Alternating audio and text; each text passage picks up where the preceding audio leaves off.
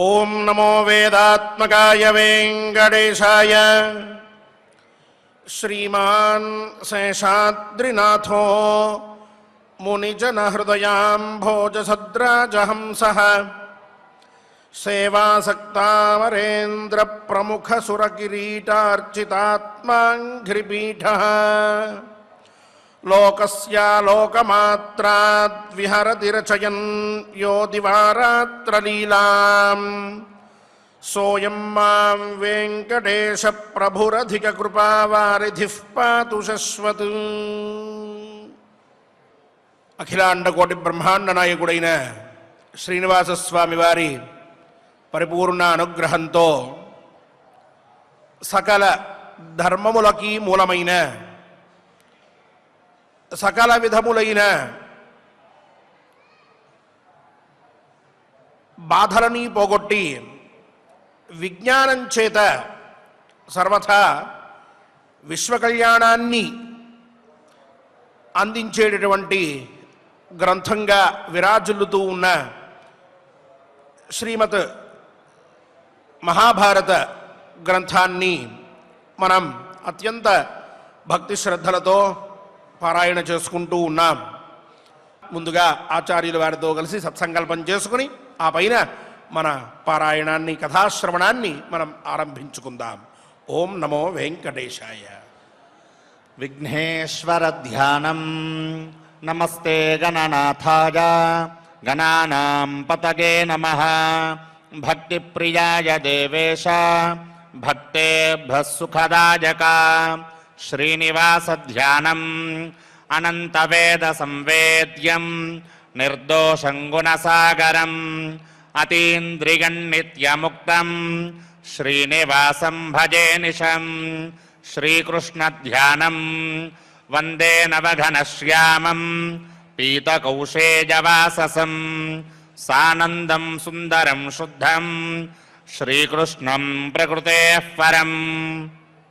వ్యాసధ్యానం వేదవ్యాసం స్వాత్మరూపం సత్యసంధం పరాజనం శాంతం జితేంద్రియక్రోధం సశిష్యం ప్రణమామ్యహం.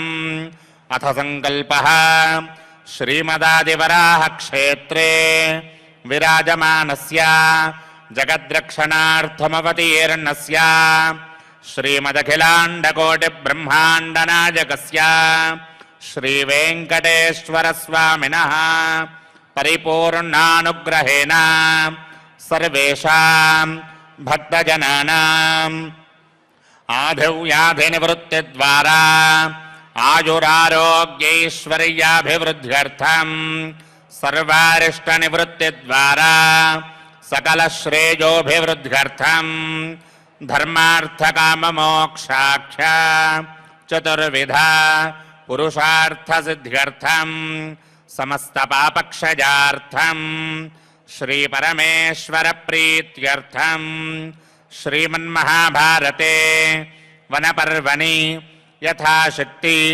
పంచనవతితమోऽధ్యాయాంతర్గత శ్లోకపారాయణం ఆచార్యముఖేన కరిష్యామహే. శ్రీకృష్ణ పరబ్రహ్మణే నమః.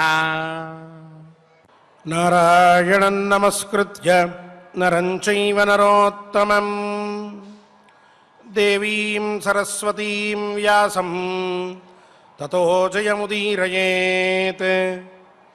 శమఠ ఉవాచ అమూర్తరయసః పుత్రః గయో రాజర్షిసత్తమః పుణ్యాని యస్య కర్మాణి తాని మే శృణు భారత. ధర్మరాజాదులు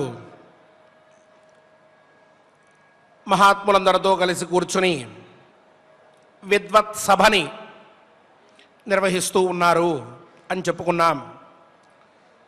అలాగే ఎంతోమంది నియమనిష్టలతో వేదాంగ పారంగతులైన వారు ఆ సభలో పండితులుగా కూర్చుని ఉన్నారు అని చెప్పుకున్నాం. అలాగే మహాత్ములైన పాండవులు మహాత్ముల చరిత్రని అత్యంత శ్రద్ధాసక్తులతో వింటూ ఉన్నారని కూడా నిన్న చెప్పుకున్నాం. అందులో శమఠుడు అనేటటువంటి విద్యావ్రత స్నాతకుడు ఒక మహానుభావుడు ఆయన ఉన్నాడు. ఆయన తన వంతు వచ్చేటప్పటికీ తను కూడా మహాత్ముల గురించి చెప్పాలని భావించి గయా అనేటువంటి పేరు కలిగిన గయుడు అని పిలువబడేటటువంటి ఒక మహారాజు ఏం చేశాడో ఎలాంటి వాడో ఆయన గురించి చెప్పడం ఆరంభించాడు. అంటున్నాడు ధర్మరాజుతో, అమూర్తరయసః పుత్ర, అమూర్తరయసుడు అనేటటువంటి ఒక మహానుభావుడు ఉన్నాడు, ఒక రాజు. ఆ రాజుగారి కొడుకు గయుడు అనేటటువంటి పేరుతో పిలువబడేవాడు. మహాత్ముడు, చాలా గొప్పవాడు. పైగా రాజర్షి సత్తమః, రాజులందరిలోకెల్లా కూడా శ్రేష్ఠుడు. చాలా నియమ నిబంధనలతో రాజ్యాన్ని పరిపాలించేటటువంటి వాడు. అత్యంత సద్గుణ సంపన్నుడు. ఆ మహాత్ముడు, ఆ గయా రాజు ఏ పనులు చేశాడో, ఆయన ఎంత గొప్పగా చేశాడో వాటి గురించి నేను వివరిస్తాను మహాత్మా ధర్మరాజా, శ్రద్ధగా వినవలసినది అని చెప్పి ఆయన ఆరంభించాడు. యస్య యజ్ఞో బభూవేహ బహ్వన్నో బహుదక్షిణః యత్రాన్న పర్వతారాజన్ శతశోథ సహస్రశః ఘృతకుల్యాశ్చ దధ్నశ్చ నద్యో బహుశతాస్తథా వ్యంజనానాం ప్రవాహాశ్చ మహారహాణాం సహస్రశః. శమఠుడు ఆరంభించాడు, ధర్మరాజా, ఆ గయుడు ఒక మహాయజ్ఞాన్ని చేశాడయ్యా.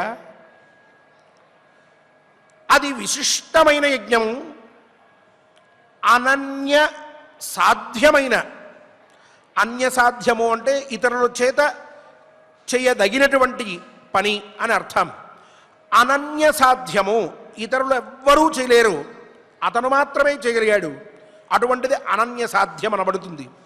అటువంటి అనన్య సాధ్యమైన యజ్ఞాన్ని ఈ గయుడు ఆచరించాడు. చాలా ప్రసిద్ధి పొందింది ఆ యజ్ఞము. ఏమిటి ఆ యజ్ఞంలో ఉన్నటువంటి గొప్పతనం అనంటే, ఇగో విను అంటూ ఆరంభించాడు. యత్రాన్న పర్వతారాజన్ శతశోథ సహస్రశః. ఆ యజ్ఞం ఆచరిస్తూ ఉన్నప్పుడు ఆ యజ్ఞంలో పాల్గొనేటటువంటి బ్రహ్మ, హోత, అధ్వర్యుడు, అలాగే ఉద్గాత, ప్రతిప్రస్థాత, ఋత్విక్కు ఇత్యాదులు ఎంతోమంది ఉంటారు, కొన్ని వందల మంది. వాళ్ళు కాక ఆ యజ్ఞాన్ని దర్శించడం కోసం వచ్చేటటువంటి వారు కొంతమంది ఉంటారు. సాధారణంగా ప్రస్తుతం లోకంలో మనం ఇంతవరకు చూస్తున్నాం. ఆ గయుడు చేసేటటువంటి యజ్ఞాన్ని చూడడానికి కొన్ని కోట్ల మంది వచ్చి ఉంటారట. ఆనాడు భూమండలంలో ఉన్నటువంటి ప్రతి ఒక్కరూ కూడా ఆ యజ్ఞాన్ని చూద్దామని వెళ్ళారట. మరి ఇంతమంది వచ్చినప్పుడు వీరందరికీ భోజనం ఏర్పాటు చేయాలి. ఆ భోజనం ఏర్పాటు చేయడం కోసం అని చెప్పి అన్నాలు వండితే, ఆ అన్నాలు అన్నీ కూడా ఓ దగ్గర కుప్పగా పోస్తూ ఉంటే కొన్ని వందల వేల పర్వత రూపాలుగా దూరం నుంచి చూస్తూ ఉంటే కనిపిస్తున్నాయట. అంటే సుమారుగా ఇప్పుడు మనం అర్థం అవడానికి చెప్పుకోవాలని అంటే, ఎవరన్నా గయుడు యజ్ఞాన్ని చూడడానికి ప్రయత్నం చేస్తూ ప్రయాణాన్ని ఆరంభించి దగ్గరికి వస్తున్నారనుకోండి, అక్కడెక్కడో ఒక 3-4 కిలోమీటర్ల దూరంలో గయుడు యజ్ఞం జరుగుతోంది అని అంటే, ఆ చుట్టుపక్కల కొన్ని వందల వేల పర్వతాకారాల్లో ఉండేటటువంటి అన్న సమూహాలు కనిపిస్తూ ఉండేవట. అగో అక్కడ అన్నం కనిపిస్తోంది పర్వతంలాగా, అదే గయుడు యజ్ఞం చేసేటటువంటి స్థలం, అక్కడికి వెళ్దాం పదండి అని చెప్పి అందరూ బయలుదేరి వస్తున్నారట. వీళ్ళందరూ వచ్చేటప్పటికి వచ్చినటువంటి వారికి వచ్చినట్టుగా వడ్డించి వారందరికీ కూడా భోజనం పెట్టి వారందరినీ పంపిస్తూ ఉంటాం. ఇలా అంత అన్నదానం ఆ యజ్ఞంలో జరిగింది. అటువంటి యజ్ఞం అది. అన్నం ఒకటేనా కాదని చెప్తున్నారు. ఘృతకుల్యాశ్చ దధ్నశ్చ, ఇక నెయ్యి కుండలు కానీ లేక పెరుగుల కుండలు కానీ ఇవన్నీ కూడా నదుల్లాగా ప్రవహించాయట. అక్కడ ఓ నది ఎలా అయితే ప్రవహిస్తుందో నెయ్యి అలా పోశారట ఆ అన్నంలో. అంత నెయ్యి అలాగే అంత పెరుగును కూడా అక్కడ వాడారట. ఇక వ్యంజనానాం ప్రవాహాశ్చ మహారహాణాం సహస్రశ, కూరలు, ఏవో పచ్చళ్ళు ఇత్యాదులు ఇవన్నీ కూడా ఇవి కొన్ని ప్రవాహాలుగా అక్కడ కనిపిస్తూ ఉన్నాయట.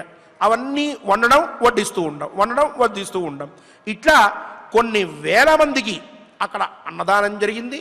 అలాగే వచ్చినటువంటి వారిని ఎవరిని కూడా ఒట్టి చేతులతో పంపించలేదట. ప్రతి ఒక్కరికి కూడా తగిన సత్కారం చేసి వాళ్ళందరినీ అక్కడికి నుంచి పంపిస్తూ ఉండేవారట. అట్లాంటి యజ్ఞం జరిగింది. ఇది ఇలాంటి యజ్ఞం ఎక్కడా జరగలేదు. చాలామంది అనుకుంటూ ఉంటారు, ఈనాడు విమర్శిస్తూ కూడా ఉంటారు, యజ్ఞం చేస్తూ ఉంటే లేక హోమం చేస్తూ ఉంటే ఎందుకు నెయ్యినట్ల అగ్గిలో పారబోస్తారు, ఎందుకు కర్రలన్నీ కూడా తగలబెడతారు అని చెప్పి, అదంతా వృథా, అనవసరం, ఎందుకు చెయ్యక్కర్లేదు అంటూ ఉంటారు. కానీ ధర్మం, శాస్త్రం, వేదం మనకేం ఉపదేశించింది అంటే, ఈ మాట ఈనాటికి కూడా సత్యం. ఏదో వేదంలో చెప్పారు లేక ఇక్కడ శ్లోకంలో చెప్పారు కాబట్టి ఆ శ్లోకం నాకు వచ్చు కాబట్టి నేను చెప్పేయట్లేదు. వాస్తవమైన విషయం, అది పరిశోధనలకి నిలిచేటటువంటి విషయాన్ని నేను చెప్తున్నాను.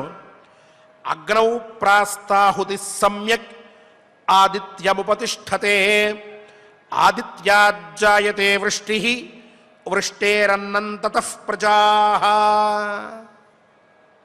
ఈ మాట మనం కొంచెం సంక్షిప్తంగా సూర్య అష్టోత్తర శతనామ స్తోత్రాన్ని గురించి వ్యాఖ్యానించుకుంటున్నప్పుడు ఆ అర్థం వింటున్నప్పుడు కూడా చెప్పుకున్నాం. అగ్నౌ ప్రాస్తాహుతి, అగ్నియందు ఏదైతే ఒక ఆహుతి వేయబడిందో, అది నెయ్యి కావచ్చు, సమిధ కావచ్చు, అన్నం కావచ్చు, ఇంకేదైనా ద్రవ్యం కావచ్చు, అది అగ్నిలో వేయబడినట్లయితే అగ్నౌ ప్రాస్తాహుతి సమ్యక్ ఆదిత్యముపతిష్ఠతే, అది వాయురూపంగా అయ్యి ధూమంగా వచ్చి, ఆ ధూమము అంటే పొగ అది క్రమంగా సూర్యుడిని వెళ్ళి చెందుతుంది. అంటే ఆ సూర్యమండలానికి వెళ్తుంది, మేఘాకారంగా ఏర్పడుతుంది. ఆదిత్యముపతిష్ఠతే, అక్కడికి వెళ్ళిన తర్వాత ఆదిత్యాజ్జాయతే వృష్టి, ఎక్కువగా ఇక్కడి నుంచి వెళ్ళినటువంటి ఈ ధూమము ఏదైతే ఉన్నదో అది దట్టమైనటువంటి మేఘాకారాన్ని పొంది, ఆ పైన ఆ మేఘముల యొక్క పరస్పర రాపిడి చేత, ఇక్కడి నుంచి అందరికీ తెలిసిందే, ఆ రాపిడి చేత వృష్టిగా రూపాంతరం చెందుతున్నది. ఏది అగ్నిలో వేయబడినటువంటి ఈ ఆహుతే కాలక్రమంలో అది వర్షంగా రూపాంతరం చెందుతోంది. ఆదిత్యాజ్జాయతే వృష్టి వృష్టేరన్నం, ఆ వర్షం వచ్చి భూమి మీద పడితే ఇక్కడ లోకంలో అంతా కూడా అన్న సమృద్ధి పెరుగుతుంది. ఈ అన్న సమృద్ధి పెరిగితే వృష్టేరన్నం తతః ప్రజాః, ఆ పైన ఆ అన్నాన్ని భుజించి తద్వారా శక్తిని పొందితే తదనంతరం సంతానం అనేటటువంటిది, మనుష్యలోకంలో మానవ సమృద్ధి అనేటటువంటిది కలుగుతూ ఉన్నది. అంటే ఈ మానవ సమృద్ధి కలగడానికి, ఈ ప్రజ అంటే సంతానమంతా కూడా వృద్ధి పొందడానికి, మనందరం కూడా జీవనాన్ని చక్కగా కొనసాగించడానికి మూలభూతమైనటువంటిది అగ్నౌ ప్రాస్తాహుతి, అగ్నియందు వేయబడినటువంటి ఆహుతి. ఆ అగ్నిలో వేసేటటువంటి విధిపూర్వకంగా అగ్నిలో వేసేటటువంటి ఆహుతి ఏదైతే ఉన్నదో అది ఇగో ఇంత పని చేస్తూ ఉన్నది అని చెప్పింది ధర్మశాస్త్రం. ఇంకొక మాట ఏమిటంటే, ఈ అగ్నిలో వేసేటటువంటి వాటిల్లో కూడా ఇప్పుడు మనం ఒక సమిధ వేశామనుకోండి, సమిధల్లో కూడా విశేషాన్ని చెప్పారు. ఒక్కొక్క దగ్గర ఒక్కొక్క సమిధ వాడమన్నారు. ఓ దగ్గరేమో మోదుగు సమిధ వాడమంటారు, ఇంకొక దగ్గరేమో జిల్లేడు కొమ్మ వాడమంటారు ఆ సమిధ, ఇంకో దగ్గరికి వచ్చేటప్పటికి అశ్వత్థ వృక్షం నుంచి, రావి చెట్టు నుంచి వచ్చేటటువంటి పులను వాడమంటారు.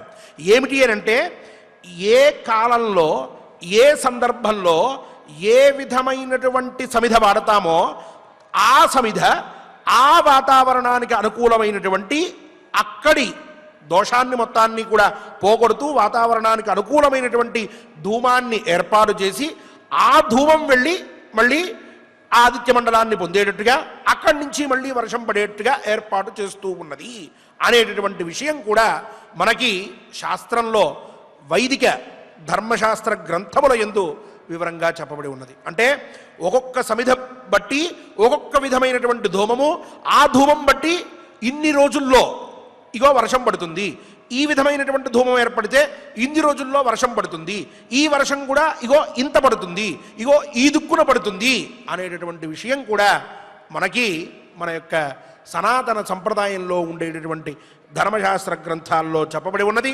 వీటి మీద కొన్ని పరిశోధనలు కూడా జరిగినాయి. ఆ పరిశోధనల యొక్క స్వరూపం కూడా ఇప్పుడు ఏదైతే మనకి వెదర్ రిపోర్ట్ మన ఫోన్లో కనిపిస్తోందో దానికంటే కూడా చాలా చక్కగా గొప్పగా ఆ యొక్క పరిశోధన ఫలితం మనకిగో ఈ వర్షం ఇలా పడుతుంది అని అంటే అలా పడేట్టుగానే కనిపిస్తూ ఉన్నది. కొన్ని చోట్ల మన వెదర్ రిపోర్ట్ తప్పవచ్చేమో కానీ ఆ మెథడాలజీలో మనం తీసుకున్నటువంటి రిపోర్ట్ మటుకు తప్పు కావట్లేదు అని చెప్పి పరిశోధకులు చెప్తూ ఉన్నారు. అలా ఇటువంటి మొత్తం ఈ వృష్టి పడ్డానికి, ఆ వర్షం పడిన తర్వాత తద్వారా వచ్చేటటువంటి ఫలితానికి, ఏ విధమైనటువంటి ధూమం ఏర్పడితే ఏ రకమైనటువంటి ఎంత స్థాయిలో వర్షం కలుగుతుందనేటటువంటి విషయానికి వీటన్నిటికీ మూలం ఏమిటి అని అంటే యజ్ఞయాగాది కర్మానుష్ఠానము. అందుకనే యజ్ఞో వై విష్ణు అని వేదం కూడా విష్ణుస్వరూపమే యజ్ఞము అని స్పష్టంగా చెప్పింది. అంత ముఖ్యం యజ్ఞం అంటే యజ్ఞాన్ని ఆచరించాలి అని చెప్పి ఇటువంటి యజ్ఞం ఇక్కడ ఈ మహానుభావుడైన గయుడు ఎంతో శ్రద్ధాశక్తులతో చేశాడు. ఇటువంటి ప్రయోజనం ఉంది కాబట్టే అంత అన్నాన్ని, అంత కూరల్ని, అంత పెరుగుని, అంత నెయ్యిని వాడి వాళ్ళు ఆనాడు యజ్ఞయాగాదులన్నీ చేశారు. తద్వారా మన యొక్క భారతదేశంలో ఉండేటటువంటి వాతావరణం అనేటటువంటిది ఒకప్పుడు ఎంతో నిర్మలంగా, ఎంతో పరిశుభ్రంగా ఉండేది. ఈనాటికి అవిచ్ఛిన్నంగా యజ్ఞం జరిగేటటువంటి ప్రాంతాలని మనం చూసినట్లయితే అక్కడ వాతావరణం కూడా మనకి ఇతర వాతావరణానికంటే కూడా కొంచెం వేరుగా ఉంటుంది. ఇది కూడా పరిశోధనలో నిరూపితమైనటువంటి విషయం. భోపాల విషయం కూడా ఇంతకుముందు మనం చెప్పుకున్నాం చక్కగా. అటువంటి యజ్ఞాన్ని శ్రద్ధతో, ఆసక్తితో చేశాడట ఆయన. ఏదో యజ్ఞం చేశాను, ఇంత యజ్ఞం చేస్తే నాకు పేరు వస్తుందని కాదు, శ్రద్ధాసక్తులతోటి ఇప్పుడు చెప్పుకున్నట్టుగా అగ్నౌ ప్రాస్తాహుది సమ్యక్ ఆదిత్యముపతిష్ఠతే అనేటటువంటి భావాన్ని గుర్తుపెట్టుకుని నేను ఇగో ఈ లోకానికి మంచి జరిగేటటువంటి విధంగా ఈ యజ్ఞాన్ని ఆచరిస్తాను అని ఆరంభించి ఆయన ఇంత వైభవంగా గయుడు యజ్ఞాన్ని చేయడం మొదలుపెట్టాడట. ఇక అహన్యహని చాప్యేవం యాచతాం సంప్రదీయతే అన్యే చ బ్రాహ్మణా రాజన్ భుంజతేన్నం సుసంస్కృతం. ఆ యజ్ఞంలో, యజ్ఞము అని అంటే కేవలం ఒకరో ఇద్దరో బాగుపడడానికి చేసేటటువంటిది కాదు, మొత్తం మన చుట్టుపక్కల ఉండేటటువంటి వాతావరణం, చుట్టుపక్కల ఉండేటటువంటి వ్యక్తులు, వారి యొక్క క్షేమము ఇవన్నీ కూడా గుర్తుపెట్టుకుని దానికోసం చేసేటటువంటిది. యజ్ఞం చేస్తూ ఉన్నప్పుడు నియమం ఏమిటి అని అంటే తప్పక ఆ యజ్ఞానికి వచ్చినటువంటి వాడికి అన్నం పెట్టి పంపించాలి. ఇగో ఈ గయుడు కూడా ఇలా అన్నం పెడుతూనే ఏ రోజుకా రోజు ఎవరికి వారికి దీనులు, అనాథలు, అంధులు, కృపణులు ఇలాంటి వారు ఉంటే వారికంటూ విశేషంగా ఓ దగ్గర ఏర్పాటు, ఇంకొంతమంది వారికి శక్తి సామర్థ్యములు ఉన్నాయి, వారు చక్కగా భోజనం చేయగలరన్నటువంటి వారికి ఓ దగ్గర ఏర్పాటు చేశారట. ఇంకొంతమందికి వారు వారి నియమ నిబంధనలతోటి ఇంకొంత విశేషంగా మేము భోజనం చేస్తాం అనేటువంటి వారికి తగ్గట్టుగా ఏర్పాటు చేశారట. ఇట్లా ఎవరికి వారికి వారి యొక్క పరిస్థితిని అనుసరించి చక్కగా ఆ భోజన ఏర్పాట్లన్నీ కూడా చేశారట. ఇంతేకాక తత్ర వై దక్షిణాకాలే బ్రహ్మఘోషో దివంగతః నచ ప్రజ్ఞాయతే కించిత్ బ్రహ్మశబ్దేన భారత. యజ్ఞమంతా ఇట్లా జరుగుతూ ఉన్నది. చివరకు వచ్చింది ఇంకా ఆ యజ్ఞంలో పాల్గొన్నటువంటి వారందరికీ దక్షిణలు ఇస్తూ ఉన్నాడట ఆయన. ఆ దక్షిణ ఇచ్చే కాలంలో ఆ మహాత్ములందరూ కూడా అప్పుడు కొన్ని వేదమంత్రములు పఠిస్తారు. ఆ మంత్రాలు పఠిస్తూ ఉంటే, అంటే ఉదాహరణకి ఆశాస్తే యజమానోసౌ ఆయురాశాస్తే సుప్రజాస్త్వమాశాస్తే సజాతవనస్యామాశాస్తే అంటూ ఈ స్వరంలో అక్కడ ఉన్నటువంటి ప్రతి ఒక్కరూ కూడా గొప్పగా గట్టిగా వేదమంత్రాల్ని పఠిస్తూ ఉంటే ఆ బ్రహ్మఘోష అంటే వేద ఘోష ఏదైతే ఉన్నదో అది స్వర్గలోకం దాకా వినిపించిందిట. ఇది విశేషమయ్యా ధర్మరాజా. ఆ మహాత్ముడు చేసినటువంటి యజ్ఞంలో వారందరూ ఒక్కసారిగా మహాత్ములు పండితులు అందరూ వేద శబ్దాన్ని చేస్తూ ఉంటే ఆ వేద నాదము ఆ ఘోష స్వర్గలోకం దాకా వినిపించింది. ఆ సమయంలో నచ ప్రజ్ఞాయతే కించిత్, ఇక ఈ శబ్దం ముందర ఇంకేదీ కూడా తెలియట్లేదు. అక్కడ ఉన్నటువంటి వారికి భూమండలంలో ఉన్నటువంటి వారందరికీ కూడా అందరికీ ఆ వేద శబ్దం తప్ప వేరొకటి వినిపించలేదు. అంత గొప్పగా అంతమంది అంటే స్వర్గలోకం దాకా వేదనాదం వినిపించాలి అని అంటే ఎంతమంది చెప్పు ఉంటారు, ఎంతమంది పాల్గొని ఉంటారు, ఆ శబ్దం ఎంత గొప్పగా వచ్చుంటుంది, వాళ్ళందరూ ఎంత భక్తి శ్రద్ధలతో ఆ యజ్ఞంలో పాల్గొని ఆ మంత్రోచ్చారణ చేసి ఉంటారో ఇక్కడ మనం ఊహించుకోవచ్చు. అటువంటి శబ్దం కలగడం వల్ల చాలా లోకంలో అందరికీ కూడా ఆ వేదనాదాన్ని విన్నంత మాత్రముననే ఎంతో సంతోషం కలిగింది.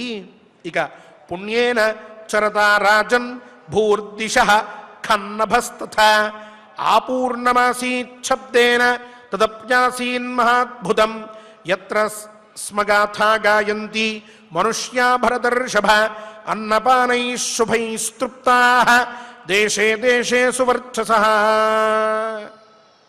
ఇక ఆ యజ్ఞంలో ఎన్నో పవిత్రమైన శబ్దములు వినిపిస్తూ ఉంటే అవి ఈ పవిత్ర శబ్దములన్నీ కూడా నలుదిక్కులా వ్యాపించేటప్పటికీ ఆకాశం స్వర్గం అన్నీ కూడా మారు మ్రోగిపోయినాయి ఆ యజ్ఞంలోని శబ్దములతోటి. ఇది మహాద్భుతమైనటువంటి విషయం. అద్భుతం అంటే మనం అనుకుంటాం మనం ఏదో కొత్తదాన్ని చాలా గొప్పదైనటువంటి దాన్ని చూస్తే చాలా అద్భుతంగా ఉంది అని అనుకుంటాం. కానీ అద్భుత శబ్దానికి అర్థం వేదం ఏం చెప్పింది అని అంటే ఇత పూర్వం ఏదైతే లేదో ఇప్పుడు మాత్రమే ఏదైతే మన చేత చూడబడిందో లేక మన చేత చెయ్యబడిందో అటువంటి దాన్ని అద్భుతం అనాలి తప్ప గొప్పది అయినటువంటి దాన్ని అద్భుతంగా ఎక్కడా కూడా చెప్పలేదు. ఆ శబ్దానికి సంస్కృతంలో వ్యుత్పత్తిని చూస్తే అలాంటి అర్థం ఎక్కడా కూడా ఉదాహరించలేదు శాస్త్ర గ్రంథాల్లో. ఇంతకుముందు ఎప్పుడూ లేకుండా ఇప్పుడు మాత్రమే ఉండేటటువంటి దానికి మాత్రమే అద్భుత శబ్దం. అందుకే ఈయన ఇక్కడ చక్కగా శమఠుడు ఆ మాటను కూడా చెప్తూ ఉన్నాడు. తదస్యాసీత్ మహాద్భుతం, అది మహాద్భుతంగా అనిపించింది. ఇంతకుముందు ఎప్పుడూ జరగలేదు ఇట్లా. ఆ క్షణంలో మాత్రమే అగో ఆ నలుదిక్కులా ఆ వేదనాదం వ్యాపించడం, స్వర్గం దాకా ఆ వేదనాదం వ్యాపించడం, చుట్టుపక్కలంతా కూడా ఆ యజ్ఞముల యందు ఉండేటటువంటి పవిత్ర శబ్దములే వినిపిస్తూ ఉండడం, ఇటువంటిది ఆశ్చర్యకరమైనటువంటి విషయంగా కూడా అయింది. అద్భుత విషయంగా ఎలాగూ ఉండనే ఉన్నది. మహాత్మా యత్ర స్మగాథా గాయంతి మనుష్యా భరతర్షభ. ఇక మహాత్ములు అందరూ కూడా ఆ యజ్ఞాన్ని సందర్శించిన తర్వాత అందరూ దేశంలో ఇగో ఆ యజ్ఞం అనేటటువంటిది అత్యద్భుతంగా జరిగింది, అందరూ కూడా అక్కడే భోజనం చేశారు. తేజోవంతులైనటువంటి వారు, మహాత్ములు, సామాన్యులు అందరూ కూడా గయుడి యజ్ఞంలో భోజనం చేశారు. గయుడి యజ్ఞంలో భోజనం చేయనటువంటి వాడు ఎవడూ లేడు అంటూ ఇట్లా కథలు కథలుగా ఆ గయ మహాత్ముడు చేసినటువంటి యజ్ఞం గురించి అందరూ విచారించడం, చర్చించుకోవడం జరిగిందయ్యా. అందరూ ఇలా చెప్పుకున్నారు. ఇక తద్గయస్యేజ్ఞే త్వద్య ప్రాణినో భోక్తుమీప్సవ తత్ర భోజన శిష్టస్య పర్వతాః 25. ఆ గయుడి యజ్ఞంలో తప్పక భోజనం చెయ్యాలి అని చెప్పి అందరూ నిశ్చయించుకున్నారట. అలా అందరూ భోజనాలు చేశారట. ఇందాకే చెప్పుకున్నాం, భూమండలంలో అందరూ అక్కడ భోజనం చేసేటువంటి వారే సుమారుగా. అయితే ఇలా మొత్తం యజ్ఞం పూర్తయిపోయిన తర్వాత ఓ పక్కకి తిరిగి చూస్తే 25 అన్న పర్వతాలు కనిపిస్తూ ఉన్నాయట. ఇంతమంది భోజనం చేయగా ఇంకా మిగిలిపోయినటువంటి అన్నం 25 కొండలుగా కనిపిస్తూ ఉన్నదట. అంత అన్నాన్ని వారు ఏర్పాటు చేయడమే కాక, ఇందాక మనం చెప్పుకున్నాము శతశోథ సహస్రశ అని కొన్ని వేల పర్వతాలు, అన్న పర్వతాలు సిద్ధం చేయబడితే అవన్నీ తినేగా ఓ 25 మాత్రం మిగిలాయి అంటే, అన్ని వేల అన్న పర్వతాలు ఎవరితో భుజింపబడ్డాయి? ఈ మనుషులతోనే భుజింపబడ్డాయి. అంటే ఎంతమంది తినుంటారో, ఎంతమంది వెళ్ళుంటారో, ఎంతమంది ఆ గయా మహాత్ముడు చేసినటువంటి యజ్ఞంలో పాల్గొని ఉంటారో ఇక్కడ మనకి స్పష్టమవుతూ ఉన్నది. అలా 25 కొండలు మిగిలాయి అని చెప్తూ, నతత్పూర్వే జనాశ్చక్రు నకరిష్యంతి చాపరే గజోయత కరోద్యజ్ఞే రాజర్షిరమితద్యుతి. నతత్పూర్వే జనాశ్చక్రు. ఇక ఆ యజ్ఞంలో గయడు ఉపయోగించినటువంటి ద్రవ్యాన్ని అంతకుముందు ఎవ్వరూ కూడా వాడలేదు, భవిష్యత్తులో కూడా ఎవరూ ఉపయోగించలేరయ్యా. గయుడు యజ్ఞం అనేటటువంటిది ఒక నిర్ణయం అయిపోయింది, ఒక మానమైపోయింది అందరికీ కూడా. అంతకుముందు చేసినటువంటి వారు గొప్ప యజ్ఞాలు చేశారు, గయుడి తర్వాత ఎంతోమంది మహాయజ్ఞాలు చేశారు. కానీ గయుడు వాడినంత ద్రవ్యాన్ని, గయుడు చేసినటువంటి అన్నదానాన్ని, గయుడు ఇచ్చినంత దక్షిణల్ని, గయుడు యజ్ఞంలో పాల్గొన్నటువంటి వారు అంతమంది కానీ ఎవ్వరూ ఎక్కడా లేరు, పాల్గొనలేదు, ఎవరు అంత వాడలేదు. అంత గొప్పగా గయుడు యజ్ఞాన్ని ఆచరించాడు. పైగా ఇది అసంభవమైనటువంటి విషయం, ఇంకెవరు కూడా అలా చేయలేరు. కథంతు దేవా హవిషా గయేన పరితర్పితాః పునః శక్ష్యంత్యుపాదాతుం అన్యైర్దత్తాని కానిచిత్. ఇక ఆ గయా యజ్ఞం గురించి ఇంకొంచెం వివరం చెప్తున్నాడు ఆయన. శమఠుడు అంటున్నాడు, మహానుభావ ధర్మరాజా, ఈ గయుడు యజ్ఞాల్లో ఇంతమందికి అన్నదానం చేశాడని చెప్పుకున్నామే, ఆహుతులు కూడా అంతే గొప్పగా ఇచ్చాడు. ఒక్కొక్క దేవతని ఉద్దేశించి ఇంద్రాయ స్వాహ, అగ్నయ స్వాహ, విశ్వేభ్యో దేవేభ్య స్వాహ అంటూ ఇట్లా ఒక్కొక్క దేవతని ఉద్దేశించి ఆ యజ్ఞంలో ఆహుతి ఇస్తూ ఉంటే, అలా అలా ఇచ్చి ఇచ్చి ఇచ్చి ఇచ్చేటప్పటికీ ఈ ఇంద్రుడు ఇంద్రాయ స్వాహ అన్నప్పుడు, లేక అగ్నయ స్వాహ అంటే అగ్ని ఇత్యాదులు ఈ గయుడు ఇచ్చినటువంటి అన్నాన్ని చక్కగా స్వీకరించి హవిస్సుని మొత్తాన్ని కూడా ఇంకొకరు ఎవరైనా సరే వారి యజ్ఞం లేక వారి హోమంలో ఇంద్రాయ స్వాహ అంటే వారు ఇచ్చినటువంటి అన్నాన్ని తీసుకోలేనటువంటి స్థితికి వెళ్ళిపోయారు. అంత కడుపు నిండిపోయింది దేవతలకు కూడా. అటువంటి యజ్ఞాన్ని ఈయన ఆచరించాడు. అంటే చూడు, ఇటువంటి యజ్ఞం ఎప్పుడైనా జరుగుతుందని అనుకున్నామా? ఎక్కడైనా కన్నామా? అంతటి యజ్ఞాన్ని చేశాడు. మామూలుగా దేవతలు ఎంత అన్నాన్నైనా తీసుకోగలరు, కానీ వారే ఇక మేము ఇంకో ఆహుతి ఎక్కడా తీసుకోలేం అనేంత స్థితికి వెళ్ళేట్టుగా తన యజ్ఞంలో దేవతలకి ఆహుతుల్ని సమర్పించాడు. ఇక సికతావా యథాలోకే యథావా దివితారకాః యథావా వర్షతోధారాః అసంఖ్యేయాస్మకేనచిత్ తథా గణయితుం శక్యాః గయయజ్ఞే న దక్షిణాః ఏవం విధాసు బహవః తస్య యజ్ఞా మహీపతేః బభూవురస్య సరసః సమీపే కురునందన. మహానుభావ ధర్మరాజా, లోకంలో ఇసుక రేణువులు ఎన్నున్నాయి ఎవరన్నా లెక్కించగలరా? ఎవరి వల్ల కాదు. అలాగే దివి తారకాహ, ఆకాశంలో నక్షత్రములు ఎన్ని ఉన్నాయి ఎవరూ లెక్కించలేరు. యథావా వర్షతోధారాహ, వర్షం పడుతూ ఉన్నప్పుడు నీటి బిందువులు ఎన్ని ఉన్నాయి ఎవరన్నా లెక్క కట్టగలరా? అలాగే ఇవి ఎలా అయితే లెక్కించలేనటువంటివో గయుడు చేసినటువంటి యజ్ఞంలో దక్షిణలు కూడా, ఇగో వీడికి ఇంత దక్షిణ ఇచ్చాడు, వారికి అంత ఇచ్చాడు అని చెప్పి లెక్కించడానికి అవకాశం లేనటువంటివిగా ఉన్నాయి. అన్ని యజ్ఞాల్లో అన్ని విధాలుగా దక్షిణల్ని ఇస్తూనే ఉన్నాడు ఆ పైన కూడా ఆయన. అలా ఎన్నో దక్షిణలు, ఎంతో అన్నదానము, ఎంతో శ్రద్ధతో కర్మాచరణము, ఇవన్నీ కూడా గయుడు ఇగో ఇప్పుడు కనిపిస్తున్న ఆ బ్రహ్మసరోవర తీరం ఉందే అక్కడే ఆచరించి ఈ క్షేత్రానికి, ఈ ప్రాంతానికి కూడా ఎంతో పవిత్రతను చేకూర్చాడయ్యా.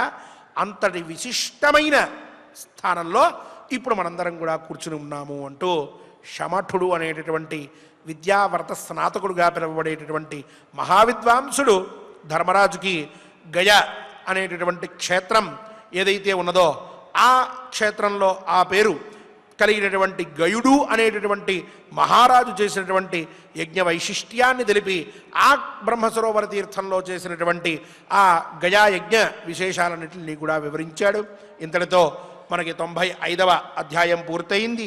ఇక వాతాపి ఇల్వులు అనేటటువంటి ఇద్దరు అన్నదమ్ములు, అగస్త్య మహర్షి, ఆ వాతాపి ఇల్వులు అందరినీ ఎలా ఇబ్బంది పెట్టేవారు అనేటటువంటి విషయం, అగస్త్య మహర్షి వివాహం చేసుకోకుండా ఉండడం, తర్వాత కొన్ని రోజులకి వివాహం చేసుకోవలసి రావడం, ఆ పైన జరిగినటువంటి వృత్తాంతం, ఇదంతటినీ కూడా రేపటి కథాశ్రవణంలో మనం చక్కగా ఆరంభించి విందాం. ఈనాటి శ్లోకములని ఆచార్యుల వారితో కలిసి చక్కగా మనందరం కూడా పారాయణ చేసుకుంటూ యజ్ఞో వై విష్ణు అని చెప్పుకున్నాం. కాబట్టి యజ్ఞము అంటే అది విష్ణు స్వరూపం కాబట్టి మనం చేయకపోయినా ఎవరైనా యజ్ఞయాగాదులు చేస్తూ ఉంటే వారికి ఇతోధికంగా మనం సహకరించడం, అలాగే మనం ఎత్కించుతూ ఆ యజ్ఞ స్వరూపాన్ని అర్థం చేసుకోవడం, ఎవరైనా యజ్ఞాన్ని చేయడానికి సిద్ధులవుతూ ఉంటే ప్రోత్సహించడం, ఈ విధంగా మనం యజ్ఞ సంబంధమైనటువంటి సేవ చేసినట్లయితే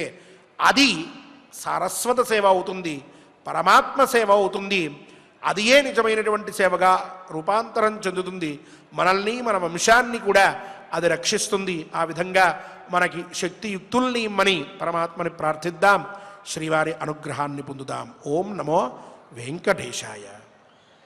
ఓం నమో వెంకటేశాయ. చక్కగా మనం ఆచార్యుల వారి ద్వారా గయుడు చేసినటువంటి యజ్ఞ వృత్తాంతాన్నంతా కూడా మనం చక్కగా విన్నాం. ఏ విధంగా ఏ ఏ ద్రవ్యములతో ఎంతమందితో ఆ యజ్ఞాన్ని ఆచరించారు అనేటటువంటి విషయాలను, యజ్ఞం చేయడం వలన ఖచ్చితంగా సంతాన ప్రాప్తి కలుగుతుంది, వారికి ఎటువంటి ఇబ్బందులు కూడా ఉండవు అనేటటువంటి విషయాలను మనం చక్కగా తెలుసుకున్నాం. ఇక యథావిధిగా మహాభారత అంతర్గత వనపర్వంలో 95వ అధ్యాయంలో 18వ శ్లోకం నుండి మనం పారాయణం చేసుకుందాం. స్వామివారి యొక్క అనుగ్రహాన్ని పొందుదాం. శమఠ ఉవాచ శమఠ ఉవాచ అమూర్తరగసః పుత్రః అమూర్తరయసః పుత్రః గయః రాజర్షి సత్తమః రాజర్షి సత్తమః పుణ్యాని పుణ్యాని యస్య కర్మాణి తస్య కర్మాణి తాని మే శృణు భారత శృణు భారత యస్య యజ్ఞః బభూవేహ బభూవేహ బహ్వన్నః బహుదక్షిణః యత్రాన్న పర్వత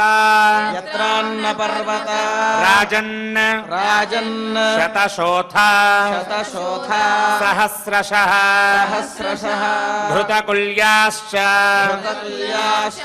దధ్నశ్చ నద్యః బహుశతాస్తథా వ్యంజనానాం ప్రవాహాశ్చ మహార్హాణాం సహస్రశః అహన్యహని చాప్యేవం యాచతాం సంప్రదీయతే అన్యే చ బ్రాహ్మణారాజన్ భుంజతేన్నం సుసంస్కృతం తత్ర వై దక్షిణాకాలే బ్రహ్మఘోషః దివంగతః న చ ప్రజ్ఞాయతే కించిత్ బ్రహ్మశబ్దేన భారత పుణ్యేన చరతా రాజన్ భూర్దిశః ఖన్నభస్తథా ఆపూర్ణమాసీత్ శబ్దేన తదప్యాసీత్ మహాద్భుతం మహాద్భుతం యత్ర స్మా యత్ర స్మా గాథా గాయంతి గాథా గాయంతి మనుష్యాః మనుష్యాః భరతర్షభ భరతర్షభా అన్నపానైః అన్నపానైః శుభైస్తృప్తాః శుభైస్తృప్తాః దేశే దేశే దేశే దేశే సువర్చసః సువర్చసః గయస్య గయస్య యజ్ఞే యజ్ఞే కేత్వద్య ఏత్వద్య ప్రాణినః ప్రాణినః భోక్తుమీప్సవః భోక్తుమీప్సవః తత్ర తత్ర భోజనశిష్టస్య భోజనశిష్టస్య పర్వతాః పర్వతాః పంచవింశతిః పంచవింశతిః న తత్పూర్వే తదపూర్వే జనాశ్చక్రుః జనాశ్చక్రుః న కరిష్యంతి న కరిష్యంతి చాపరే చాపరే గయః గయః యదకరోత్ యదకరోత్ యజ్ఞే యజ్ఞే రాజర్షిః రాజర్షిః అమితద్యుతిః అమితద్యుతిః కథంతు కథంతు దేవా హవిషా దేవా హవిషా గజేన గయేన పరితర్పితాః పరితర్పితాః పునః పునః శక్ష్యంతి శక్ష్యంతి ఉపాదాతుం ఉపాదాతుం అన్యైర్దత్తాని అన్యైర్దత్తాని కానిచిత్ కానిచిత్ సికతావా సికతావా యథా లోకే యథా లోకే యథా వా యథా వా వివితారకాః వివితారకాః యథా వా యథా వా వర్షతో ధారాః హర్షతో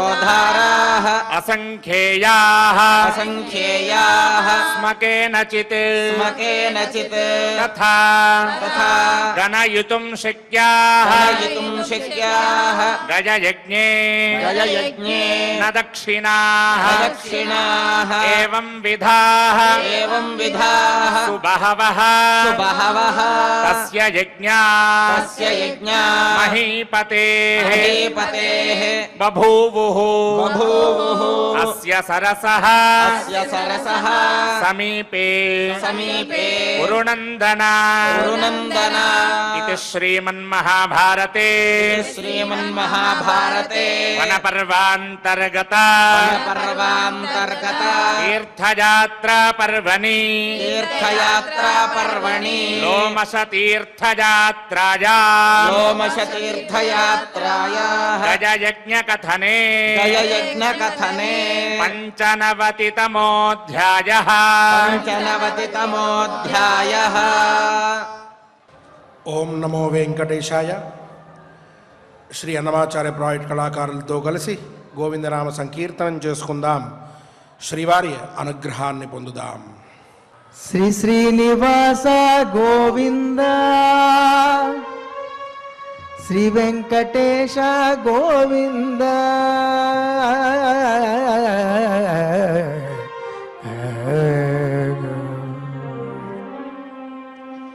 శ్రీ శ్రీనివాస గోవింద శ్రీ వెంకటేశ గోవింద భక్తవత్సల గోవింద భాగవత ప్రియ గోవింద నిత్య నిర్మల గోవింద నీలమేఘ శ్యామ గోవింద పురాణ పురుష గోవింద పుండరికాక్ష గోవింద నందనందన గోవింద నవనీత చోర గోవింద పశుపాలక శ్రీ గోవింద పాప విమోచన గోవింద దుష్ట సంహార గోవింద దురిత నివారణ గోవింద శిష్ట పరిపాలక గోవింద కష్ట నివారణ గోవింద హరి గోవింద హరి గోవింద గోకుల నందన గోవింద గోవింద హరి గోవింద గోకుల నందన గోవింద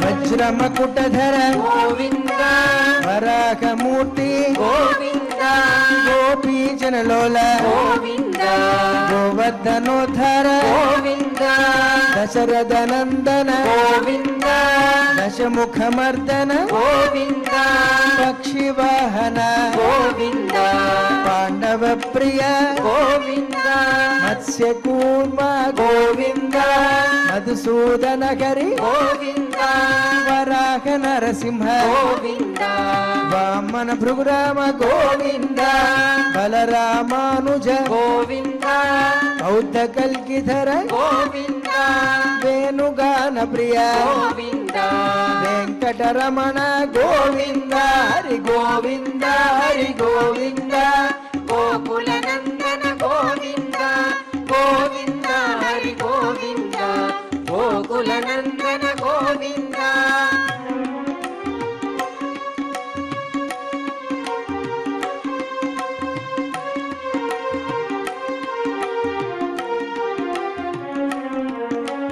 సీతానాయక గోవింద శ్రిత పరిపాలక గోవింద దరిద్ర జన పోషక గోవింద ధర్మ సంస్థాపక గోవింద అనాథ రక్షక గోవింద ఆపద్ బాంధవ గోవింద శరణాగత వత్సల గోవింద కరుణా సాగర గోవింద కమల దళాక్ష గోవింద కామిత ఫలద గోవింద పాప వినాశక గోవింద పాహి మురారే గోవింద శ్రీ ముద్రాంకిత గోవింద శ్రీవత్సాంకిత గోవింద ధరణీ నాయక గోవింద దినకర తేజ గోవింద హరి గోవింద హరి గోవింద గోకుల నందన గోవింద గోవింద హరి గోవింద గోకుల నందన గోవింద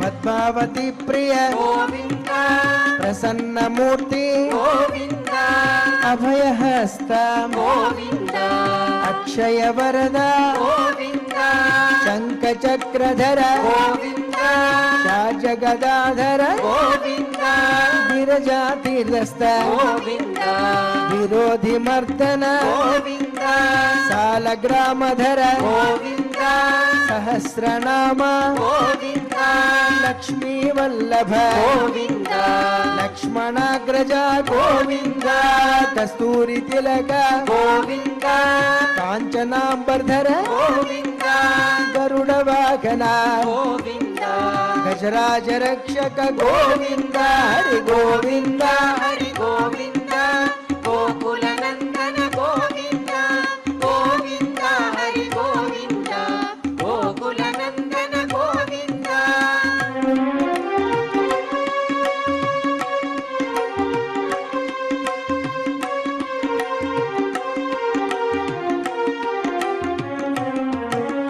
వానర సేవిత గోవింద వారధి బంధన గోవింద సప్తగిరీశ గోవింద ఏక స్వరూప గోవింద శ్రీరామకృష్ణ గోవింద రఘుకుల నందన గోవింద ప్రత్యక్ష దేవ గోవింద పరమ దయాకర గోవింద వజ్ర కవచధర గోవింద వైజయంతి మాల గోవింద పట్టుకసులువాడ గోవింద వసుదేవ తనయ గోవింద బిల్వ పత్రార్చిత గోవింద భిక్షుక సంస్థుత గోవింద శ్రీ పుంరూప గోవింద శివకేశవమూర్తి గోవింద హరి గోవింద హరి గోవింద గోకుల నందన గోవింద గోవింద హరి గోవింద గోకుల నందన గోవింద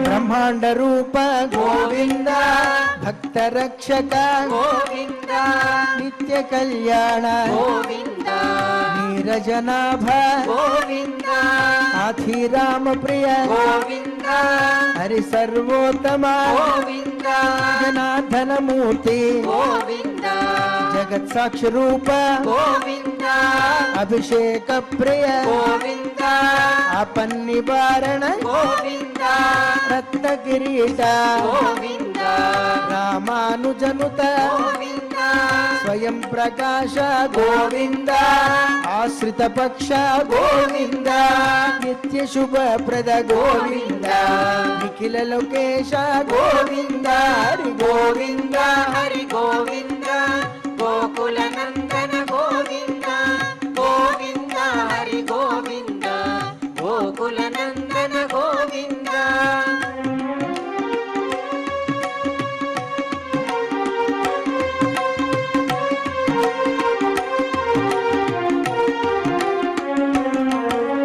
ఆనంద రూప గోవింద ఆద్యంతరహిత గోవింద ఇక పరదాయక గోవింద విభరాజ రక్షక గోవింద పరమ దయాళు గోవింద పద్మనాభ హరి గోవింద తిరుమల వాస గోవింద తులసి వనమాల గోవింద శేషశాయినే గోవింద శేషాద్రి నిలయ గోవింద మత్స్యావతార గోవింద ఏడుకొండలవాడ గోవింద హరి గోవింద హరి గోవింద గోకుల నందన గోవింద గోవింద హరి గోవింద గోకుల నందన గోవింద గోవింద హరి గోవింద గోకుల నందన గోవింద గోవింద హరి గోవింద గోకుల నందన గోవింద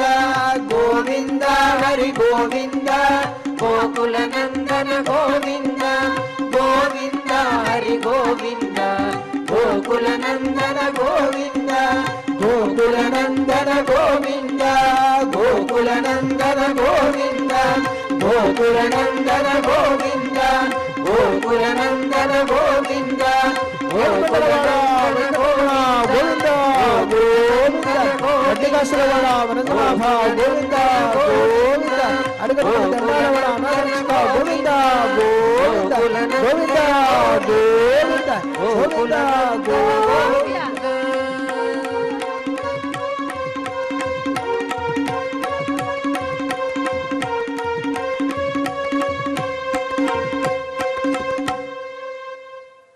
యథావిధిగా కార్యక్రమంలో భాగంగా క్షమాప్రార్థనాది మంగళాంతంగా ఈ కార్యక్రమాన్ని పూర్తి చేసుకుందాం.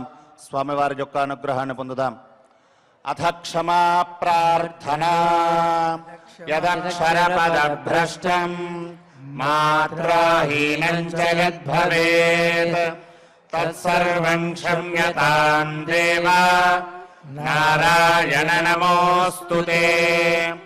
అథ లోకక్షేమ ప్రార్థనా స్వస్తి ప్రజాభ్యః పరిపాలయంతాం న్యాయేన మార్గేణ మహీం మహిషాః. గోబ్రాహ్మణేభ్యः శుభమస్తు నిత్యం. లోకాः సమస్తాः సుఖినో భవంతు. అథ భగవత్సమర్పణం కాయేన వాచా మనసేంద్రియైర్వా బుద్ధ్యాత్మనా వా ప్రకృతే స్వభావాత్ కరోమి యద్యత్ సకలం పరస్మై నారాయణాయేతి సమర్పయామి. అథ మంగళం శ్రియః కాంతాయ కళ్యాణ నిధగే నిధగేర్థినాం శ్రీవేంకట నివాసాయ శ్రీనివాసాయ మంగళం.